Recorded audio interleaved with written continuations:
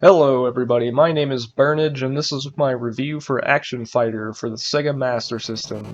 In Action Fighter, you play as a motorcycle, destroying now you're a car. Now you're an airplane. Destroying everything in your path. The game starts off with a cool little scene of a car driving up and some of the best video game music for its time. Action Fighter starts each level giving you an objective, which is the boss for each stage. For each level, you'll get a timer, and as long as you still have time, you can die as many times as you want. This will set you back a little each time, though, slowing your level completion, which means more level that you have to do when the timer runs out. Once out of time, you'll convert to however many lives you have left. You'll have 3 at the beginning of the game, and you'll get more as you collect points.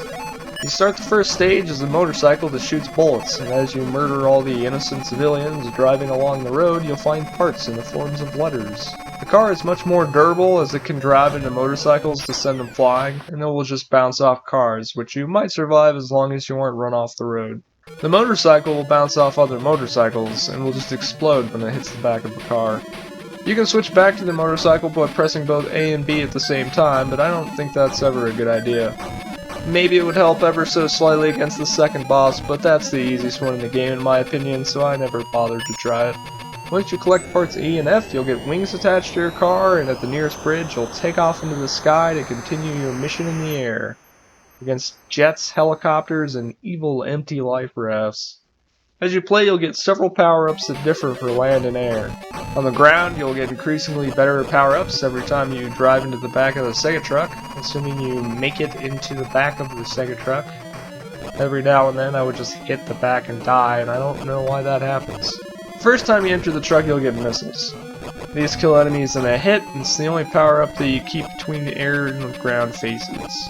The second time you enter the truck, you'll get anti-air missiles, which are homing and can only hit the one helicopter that spawns from time to time. Every time you enter the truck after that, you'll get temporary invincibility.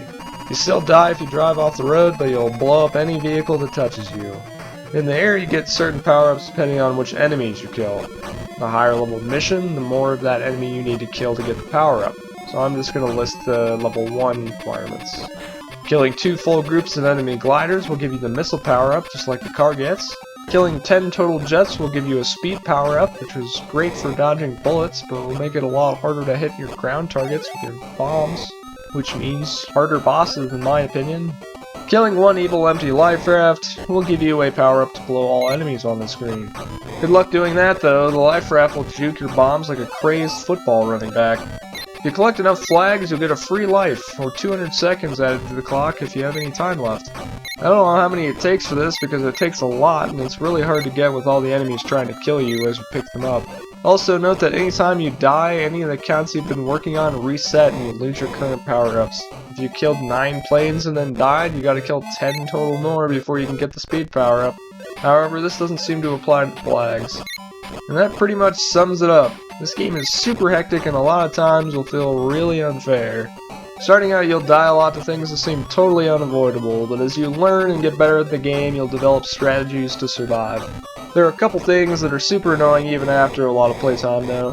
When on the ground phase, there's of course crashing into the back of the Sega truck. Also, sometimes when you spawn a letter, it'll be somewhere that you can't get it, like in the center where when the road splits, or just off the side of the road. Thankfully, these problems don't have a lot of impact in later levels when the game gets harder, as the ground phases are very short. In the air phase, whenever you destroy a full wave, the next wave spawns immediately, so there's always an enemy on the screen, and sometimes that makes getting any power-ups that spawn very difficult. Pretty much, if a power-up spawns with the helicopters that move all the way down the screen, they kind of stay right with the power-up, and you're not going to get it unless you destroy the helicopters. Which, if you don't have missiles, then good luck doing that. So what do I think about this game? Well, I think it's a really great game. I think it's one that takes a little playtime before people really start to like it, though. There are so many cheap ways to die that you have to learn about before you can start avoiding them, and the game's just super hard. Might just be the hardest game I've ever played, to be honest. I haven't played the most notably hard games like Battletoads or Silver Surfer yet, so only time will tell just how it matches up. It's not even very long.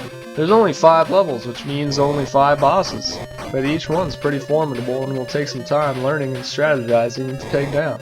I also really like that you can only fire 2 shots at a time. It allows for even more strategy, timing your shots, getting close to enemies to blow them up quick.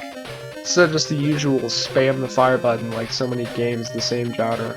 Plus, between the flags and the mix of ground enemies and the air phase, there's a lot of ways to push your gaming skills to the limit, getting extra rewards and power-ups and points for more lives. But in the end, I only recommend this game to people who really like a challenge or just don't mind a game that's going to destroy them over and over again. Let me know what you think of this one in the comments. Like and subscribe if this game destroyed you from the inside out, and I'll see you in the next video.